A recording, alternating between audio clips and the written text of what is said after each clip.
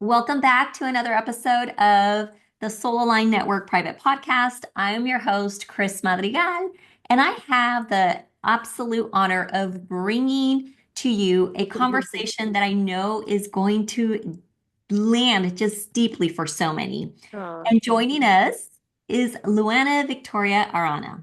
She is one of our featured guest experts inside the community, and I'm excited to have her here today.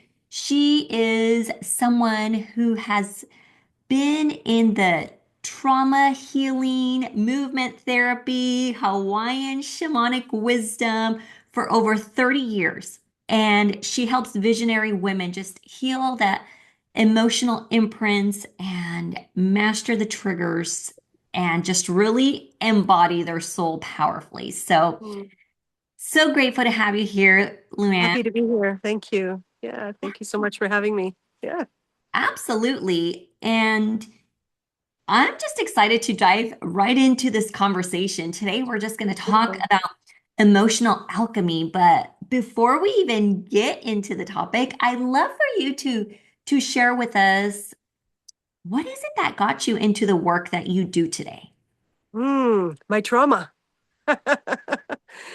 I experienced a lot of childhood trauma um, that left me at a very young age already asking, what is this world I'm in? There's got to be more to life than this. And so I started exploring already at age 9, 10, churches and religions, trying to find something that matched a feeling I had when I was 7. And when I was 7, my whole world imploded. My mother left us. And then the same year, my sister had a horseback riding accident that left her in a coma for close to a half a year. So you can imagine, right? The trauma of just that alone. And my father still had to work. So I was shuffled from neighbor to neighbor. Some not so nice things happened at some of those neighbors. And then also to boot, at school, suddenly I was told I had a cripple for a sister. And so they found that as a reason to bully me and Mm, make me feel like there was something wrong with me. And even the teachers, they should have, like nowadays, trauma informed, they say, she's had trauma, she's in shock, let's help her get through that shock. No, what did they do? They put me in special ed. oh, goodness. Uh-huh. So they made me, they imprinted me that I'm stupid, that I'm a slow learner, and all of this stuff, which carried through a lot of my life. It took a long time to actually fully crack that nut and take the Hmm. stuff out and say, no, that's not true. Right. So my whole life, I've been looking. And when I was 7, this is what I want to say. I had an experience watching a TV show, and the guy said, call on Jesus and he'll come help you. I'm like, who's Jesus? I don't know, but I'm going to call. And so I called, and I felt a warmth enfold me almost instantly. And I'm like, what was that? And it literally, I felt my nervous system, as I can describe, because I can still feel the experience that I had now. I Yeah. was only 7. I don't have the same words that I spoke, right? Or I don't have the same descriptions, but I can feel that still in me, because that became my guiding force to find out, what is this warmth? And so Yeah. that brought me to travel the world. I checked in many, Christian religions. I never found it there, bless, but I didn't find it where I looked. I found a lot of dogma. I found a lot of fear-based beliefs. I found a lot of guilt tripping. And for me, my soul said, that's not what he meant. That's not what it's supposed Yeah. to be. And when I was 13, I even wrote a religious channel, 100 Huntley Street, a letter saying, you're teaching it all wrong, as a 13-year-old. So that led me to travel the world. I've immersed myself in many different traditions and religions and been touched by each. And when Hmm. I and when I was in Europe, so I moved to Europe when I was 18, and I lived there for 10 and a half years. And that is when my soul opened, because in Europe, natural healing is normal, spirituality was normal, shamanism was, Germans love shamanism, so I was like, I landed in my perfect soul home. Yeah. And so that's where my journey really started launching. And I started studying with a shamanic elder from Peru who would come 3, 4 times a year to a spiritual center in Schweibenalp, I think it was called. And I studied energy healing with a teacher in Germany for 6 years with her in person, and then continued until she passed a few years ago at a distance. Another First Nations elder, expressive dance, movement therapy. I studied 5 rhythms, biodanza. It's a Argentinian form of expressive dance. and then another form of dance with my teacher from Israel, and he integrated martial dance with Aikido, Tai Chi, and Feldenkrais, awareness Oh, through movement and contact improv. It was like the most dreamy dance experience ever. It's so beautiful. I yeah. stayed that for 11 years. And so in those years, I had different challenges. Like I had built a life in Switzerland for 4 years. And then in 24 hours, I lost it all. And Mm, I had no money because I'd just come back from being in Thailand. I worked in the hospitality industry. So I worked for 6 months and then I traveled for 6 months. That's what my life was. Right. So yeah. then I ended up in Germany without a penny. But fortunately, a stepfather who still took me in. And so I stayed with him for a month. And then the Peruvian elder who I was studying with, he found out through a mutual friend that's also his apprentice what happened. And he happened to be in Germany at that time. So he Oh, called wow. me and he said, I'm coming to get you tomorrow. We're going to Frankfurt. I have something that can help you out there. So he picked me up. We drove like 5 hours probably from where I was. It was the Black Forest. And he had a friend there who had a storage unit that had many different things of his. And one of them was a big turquoise backpack full of jewelry from Peru, Mm, silver, crystals, masks, leather, earrings, bracelets, necklaces. And he said, here, you take this and live off it what you can. And mm, whenever we meet again, you give me what's left and half of the profit. And that's how my journey started to Germany, to wow. Berlin. And I went with my drum, a bag full of crystals, just a few pieces of clothing and $20 and the jewelry. And I started selling jewelry on the markets. And from there I had different connections and lots of other stories I won't go into now, but that landed me in the place I needed to be to meet the teachers that I ended up learning with. And also I studied psychotherapeutic body work for trauma release. And so Berlin was my soul center. And the healing, everything I did for me first. And then when I saw the effect, I'm like, whoa, and I've always had a natural gift for massage since I was a little girl. Everybody always said I had golden hands and they experienced, healing and things like that. I'm like, oh, cool. So one day I thought to myself, I was selling jewelry in a store and also still working in the restaurant industry. And I thought, I'm tired of this. And I sat down and went, what am I going to do? I went, everybody says I have golden hands, and I already did do massage in another place referred by my chiropractor because he said I had a natural touch. He said I shouldn't do. He says you shouldn't study. You're going to lose it, right? So through him, I had gotten a small job in a hotel prior, and I sat there and went, okay, I got golden hands. They say so. Let me put some papers behind it, and that's when I Mhm. started studying different techniques, putting what I learned for me into more professional capacity. And so what I do is I help women to overcome the deepest, darkest, places of trauma where you feel resignation, you feel apathy, you feel indifferent, you feel flat, right? Because that's what trauma does. It kind of Yeah. flattens us. And then we create the best we can a personality to keep moving forward, to keep going with life. But there's always this weight. And it doesn't take much to trigger that weight to come back up, where then we fall back into self-doubt, self-loathing, you know, confusion, lostness. And so I've been in those areas multiple times, and we always will go through multiple times until we know the terrain enough that we can say, "Oh, I'm here, I'm out of here." Right? So that's why I help Right, right. I help women to understand that inner territory, the biology of trauma is really one of the key things that I teach as a way for women to make sense of themselves, because when you don't understand the biology of trauma, you just think you're crazy, Hmm. right? And then we beat ourselves up. But I know so much more, but why am I reacting? It doesn't make sense, Yeah. right? What is it's like being hijacked, right?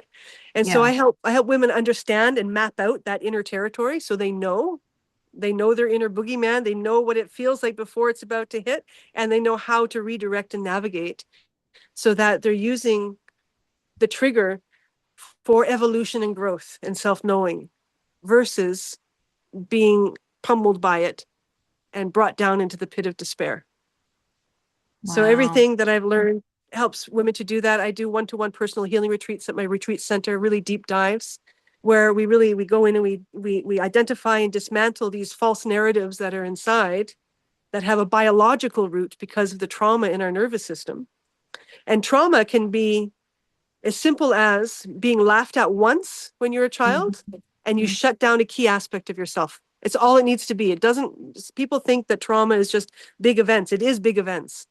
But from our outside perception, it can seem like a small event, but the impact that it has, that is what creates the trauma. Right, right. Right. And recent trauma studies see that now. It's like it's more the impact than the incident. Right. Yes. And That, so exactly, how does it make me shut a part of me down? Right, which it does. And yeah. then we create our persona to keep surviving, but we can only hold that for so long. And usually in around our 40s and 50s, that starts to crumble. It's interesting you mentioned the 40s and 50s. But before I go that, I love what you've shared. Thank you for being so open and just sharing that journey with us Yeah. because it really does allow us to see, what you went through and Yes. your path to really get you to the place where you're at today that fully supports women that are in this stage, right? Yes. And Yes.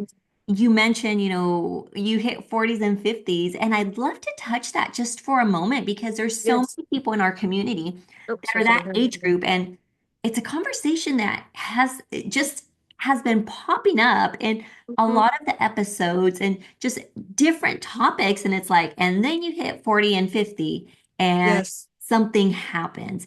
From Yes. your perspective and the work that you do, what is it that happens to women at this age that may either bring back the trauma or just in your experience, what happens? I mean, we know overall what happens, Oh but yeah, we know the menopause and everything, but right. yeah, so I have a few different thoughts on that, and also I'm 55, so I've met that as well, and a big part of it for me is we're here to evolve and embody our full self. Hmm. That's what we came here to do, not as some woo-woo hyperbole. It's a fact. Like an orchid is here to become the full expression of its orchid self, Hmm. right? We are designed for that. And so what I see is that when we've had these trauma influences that sort of create layers over our authentic true nature, right? Our true nature's still there, but maybe at only 55, 60, 70%. And so that's never enough for what the soul is here to do. And Hmm. so what I see is that when we're even already mid 30s, it might start, right? Mid to end 30s, 40s, the soul is getting restless. Our soul is saying, wait, I'm here for more. Hmm. And if I'm going to be able to experience that more, all the stuff that's buried inside me needs to rise to the surface. And I spent a lot of time with First Nations teachings for many years. And there's the moon time, right? So the moon time is when we are antennas for spirit. We're more sensitive. That's why they say when a woman is on her moon time, on her cycle, that you ask that woman to pray for you because her prayers are more powerful when she's on her moon time, Oh, okay. I didn't know right? that. Yeah. And so, and also conversely, if we are emotionally imbalanced in ourselves and there's trauma, when we get our moon time, we don't know how to channel that energy. And what it does is it creates agitation and irritation. And that makes sense, Yeah. right? So Yeah. many women, it's like, okay, it's this time, and it's almost like everybody stay away from me. Yes. So But would you mine, attribute that to just that out of balance inside? well, yeah, it's showing what we hide the rest of the time Mm-hmm. from our Mm-hmm. own self, Got it. right? Because it wants to be cleared. If it's a ceremony, what do we do in ceremony? We purify in ceremony. That's Mm, why they developed sweat lodges for men, because the men wanted a way to purify their spirit the way women had the way to do it through their moon time. That's how sweat lodges became, right? wow. So it's a time of purification. And Mm, if we don't understand that, all we do is feel the effects of that heightened sensitivity. yeah. And then when our nervous system is out of alignment and imbalanced or compromised, then that heightened sensitivity reflects itself as irritation, depression, sadness, anger, Yeah. frustration, right? So because like any hot wire, you get a hot wire, you just barely even go towards it and it's gonna sizzle, right? So that's kind of what Mhm. happens to us. So for me, I learned this very early in life. And so I used my moon time, my cycle, intentionally to do meditation. And if I felt irritation, then I wouldn't just say, okay, I'm just irritated, it's my moon time. I'd say, okay, where is the root? What is the backstory? Because for every trigger, there's a backstory. Yeah. Yeah. And so when I could engage that way, what it did is it put me in a position of power of choice. So Hmm. I'm not at the mercy of Right. the effect and influences of my biology and the moon and the cycle and everything like that. Then it's like, okay, I am at the effect of these things, but I have a power inside of me that can direct. So I need to strengthen that part of me. I need to Yeah. get to know that part of me, right? So So Luann, for people that are just really listening and tuning into what you're saying, is this part of what you take women through and help them I with? I share that when that's what's needed, when there's a confusion around that, yes. So I have women, I have 16-year-olds to CEOs to moms to I work with every woman from every walk of life because the way that life has taught me a simple universalness, common sense spirituality Hmm. combined with neuroscience. I've studied neuroscience and trauma therapy. So bringing that integration I witnessed a huge impact of learning to understand oneself, learning to self-regulate, and learning how to direct and navigate. Right. And Yeah. so like in our moon time, that's our soul saying, okay, let's clean this out. But all we're doing is we're taking pain pills, we're just giving into the reactions. When we give into the reactions, we grow our limbic brain even more, right? But really it's a call to access our frontal brain, to pause, Yeah. to reflect, to discern, to observe, to connect the dots of where is this irritation coming from originally? Because the moment I even ask that question, the velocity of the trigger is lessened because I'm bringing my awareness, I'm activating my mind to reflect, And isn't right? it interesting how the very things that her body needs are also the things that we oftentimes don't make time for? That silence, that Absolutely. introspection, and so many answers can be obtained by sitting in those moments of silence, right? And I know Yes. I'm guilty of that too. Like, I know I can get certain answers to my own questions in the moments, but it's sitting down and getting quiet and really going within that somehow Yes. people believe they don't have time for, yet Yes.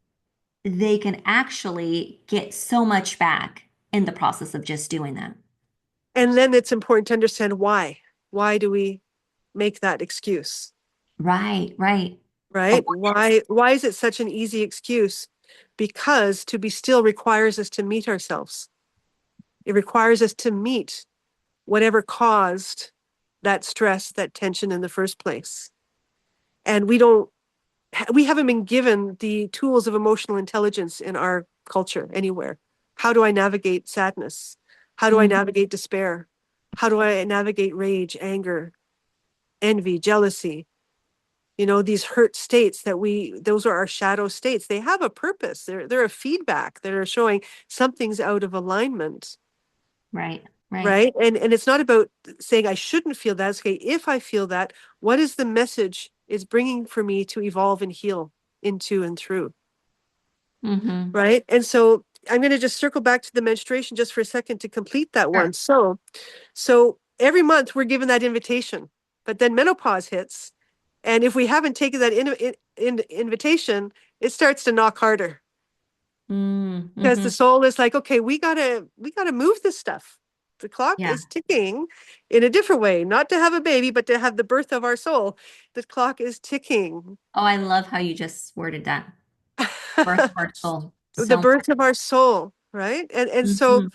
so for me, menopause is that calling, right? Whatever we missed or didn't get in those ceremonies of our monthly cycle, then it's like you have the whisper, and then you have the knock, and then you have the sledgehammer, right? It's like so, Right, right. so menopause is kind of a combination of a tap and a sledgehammer, right? It kind of, you get a bit of both in there. And Yeah. and so it's about understanding our biology, both as women and just as human beings, right? Hmm. And then understanding for every trigger, there's an invitation to know myself more, Hmm. not to judge myself or to know another more. We've sort of created this environment where, oh, well, you shouldn't get triggered, Mm. and that's, for me, that's what toxicity is. Because Hmm. it's denying a naturalness. If it's showing up, it's there. So let's look at it. Yeah. Let's meet it. Let's not isolate it or exile it. Let's dive in. Let's feel what part of you is feeling this way. So we can Yeah. get in touch with that inner child, that inner teenager, whichever part of us where that interruption happened, where that vulnerability was created, where we had to create the masks and identity coverings to Hmm. preserve and protect ourselves. Yeah. Right. So it's like understanding and letting it all be what it is without judgment, because there's nothing in existence without a purpose. But Yeah. it's up to me to look for the purpose and the meaning. It sure is. It sure is. Now, Yeah. you you speak about, the disconnection between the mind, the body, and the soul, and Mhm. just the hidden causes of many of these struggles that we've kind of touched on. So, can Yes. you share how trauma creates this separation and what it really takes to just bridge this gap? Yes. Yes. I'd be happy to share that. So when you think of trauma as an interruption, right? In our nervous system, whenever we have anything that hmm, activates that we have to not be who we are, we have to be something else, or we have to protect, then whenever those moments happen in life, we hold our breath. So a lot of the trauma is held in our body by the breath we've held in those moments. Mm-hmm. That's why breath work is so powerful. And that's why some people can go to yoga for exercise and then they end up processing emotions because the breath is incorporated. You start breathing. Our body is holding the emotions and the residues of these experiences, waiting for them to be released and resolved, right? Yeah. But if we don't do it intentionally, well, then it's going to, come out as a reaction. And that's like lifting the lid off the steam for a second. So we get a release of the pressure a little bit, but the lid goes back on until the next trigger, Mm-hmm. right? And then we cycle through the same trigger loops again and again and again. And each time we cycle through, if we're not evolving through it, we're anchoring and hardwiring it into our system. Even further, right? Even further, right? So again, we want to grow our frontal cortex, not our limbic brain. Our limbic brain is a beautiful part of our brain for real survival. If I'm out in the woods and there's a tiger, I need my survival brain to shut off my thinking brain, Just get put all into the action. circulation in my extremities, and just get up the next tree, which I had to do once. I had to get up a tree from a rhinoceros in Nepal once. So So but you I know how froze. firsthand. But I froze, and somebody had to help push me up because I froze because my fight, flight, freeze response was interrupted from my traumas, right? So I just froze like that, and somebody had to push me up the tree. So you want a healthy limbic brain for that. Because if I were to stop and think about it, there's a tiger. What tree should I go up? By that time, I'm already dinner, You're dead. Yeah, you're already dinner. right? So we want to understand the limbic brain has its purpose and its rightful um, function in our life, right? But Hmm. what happens is the brain does not know the difference between an imagined threat or a real one. It's the same chemistry and the Hmm. same neural pathways. So, what happens when we don't understand that? We just believe everything we think. And then we misinterpret gut instincts as intuition, but they're not. Hmm. Touch a little bit on that, on So, the instincts versus intuition. intuition for me in my experience, it doesn't contract us into more fear or terror. It expands us into discernment Hmm. and observation. Insight, in German, there's a beautiful word, a beautiful way to say this. Mir ist eine Gedanken eingefallen. A thought dropped into me. I love it. It's in sight. It's like, so where we access from the field of wisdom Mm-hmm. and insight that can help us move forward. Yeah. Whereas when we have a gut feeling from a trigger, right, Mm. we start interpreting everybody through the filter of our trigger. So we're not seeing it completely. Got it. Make sense? And Yes. and and we will do it. It's inevitable. It's our nature. But if we at least know it, then we Mm-hmm. can question it. That's all. We're not trying to be perfect. We're trying to be present and aware.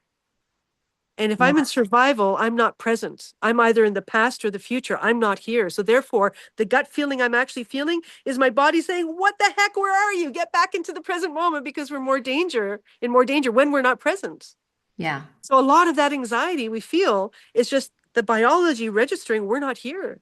And if a real danger came, we wouldn't be able to do anything. Mm-hmm. Yeah. So I want to just ask you this last question because I think it goes good with this, but you teach that the mind should serve the soul, not lead it. Yes. So, Yes. how can someone begin to just recognize if their mind has taken over? Or what steps, do you have for them to realign their soul's guidance? So I have a three-step system that I developed a few years ago. Okay. It's called the PAL system. Okay. So PAL, presence. We need to be in presence to be able to discern and interpret accurately. Mhm. How do we come into the present moment? The breath. When we pay attention to our breath, I'm also a trained heart math coach. So when Mm, we do the breath, like in for 5, out for 5, and you do that repeatedly, you start noticing your body starts to unwind, your nervous system starts to unwind, and you start to really land in the moment, right? The way the mind hijacks the soul is it creates all kinds of stories and narratives that lock us in fight or flight and survival. That's not what the mind was for. hmm. The mind is a great discerning tool. It's a great translator of frequency, of intuition. It's supposed to be a translator and Yeah. interpreter. Yeah. But when we have all these traumas and stories and news and all this stuff, we get we get confusion inside. We get more reactive. And then we follow the mind's lead of this bad thing and that bad thing and this horrible thing and this pain and that sadness and we're not here. We're not breathing. We're just reacting. Hmm. And when we react,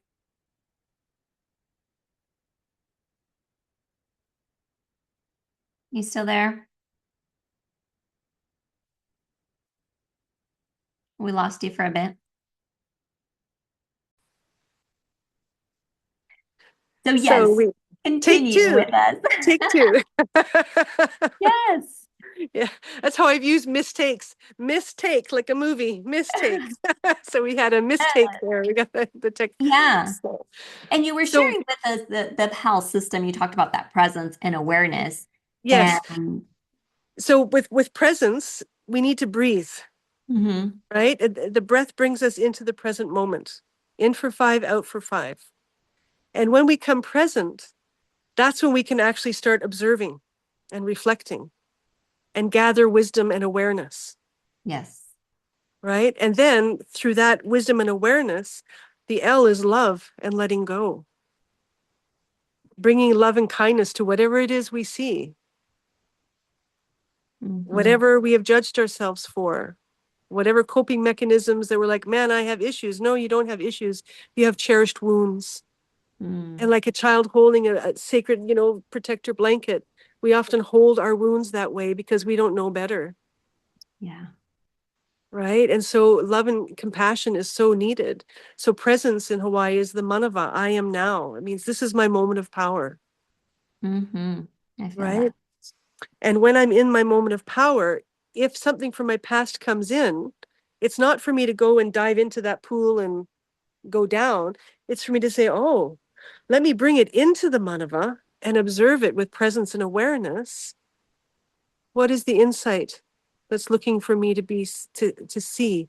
What's the healing looking to happen here? Yeah. And conversely, a fear of my future. I can't do anything about my future or my past. I can only change how I relate to them in the Mm-hmm. manava, in the now, Right. Right. right? So fear of the future, let me bring it in. Breathe. This is the moment I'm in. I'm safe. I'm here. I'm Mm-hmm. okay. And if I observe, so what is this anxiety? Well, I'm afraid this might happen. Okay, well, what action can I take to help prevent that from happening?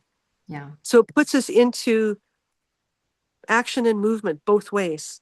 From the past, I'm observing with awareness and presence so that my inner world can move and evolve.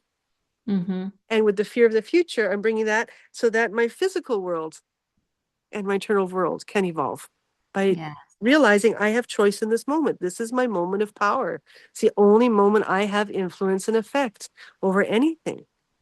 So when I breathe and I land in that presence, then I'm in a place of power and purpose. Literally, not the hyperbole, power and purpose, like really power and purpose. Yeah. There's purpose to Gosh. everything, right? And so that's the presence and the awareness. Let me say, like, okay, oh my gosh, this trigger came. I can see now, oh, it came from that experience. And that part of me is looking to heal and come into the fold of me again, to no longer be fragmented. So let me breathe into that wound. Mm-hmm. Let me feel the feelings that maybe I didn't have the space to feel when that trauma happened. I Yes. maybe didn't even know I could feel because I just had to keep moving and surviving.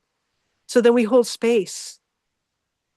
We don't deny, we don't reject, but we breathe through it because that's what happens when we have emotional triggers, we stop breathing, Mm-hmm. right? And that's the survival.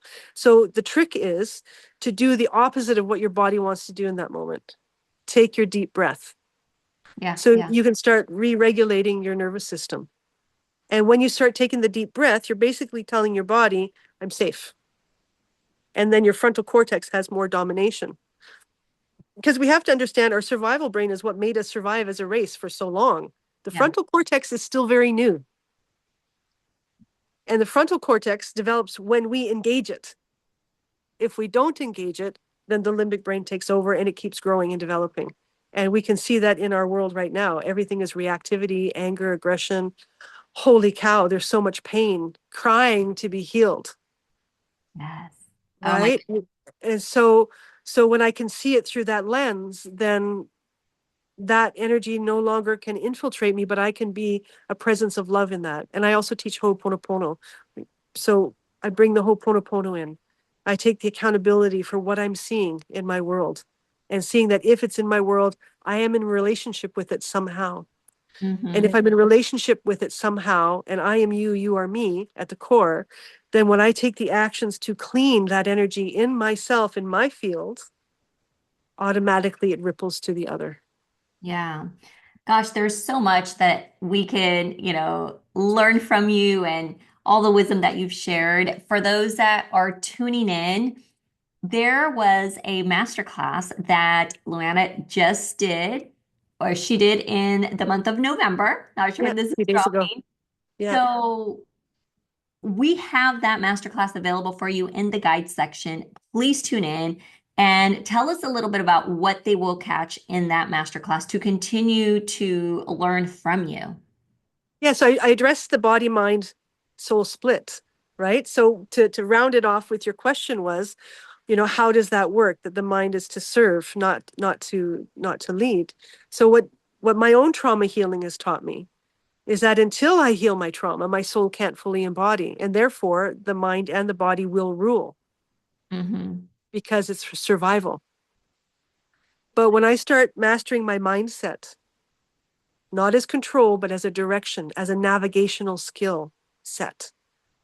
When I start navigating my triggers with PAL, presence, awareness, and love, that helps my body to unwind and heal the trauma, helps me to regulate my thinking, which then creates the space that my soul can actually embody, that I'm actually really hearing the voice of my soul. And it's a Beautiful. process, but there's a felt sense that we have an expression, it rings true for a reason, because there is a frequency to truth. Yes. There is a universal truth in all of us that when we clear that trauma influence, that interference, we naturally start aligning with it organically. Yeah. Not through So, dogma, not through religion. So I go deeper into that, into the master class. Oh, my puppy just came and joined me. Oh, hi, Bono.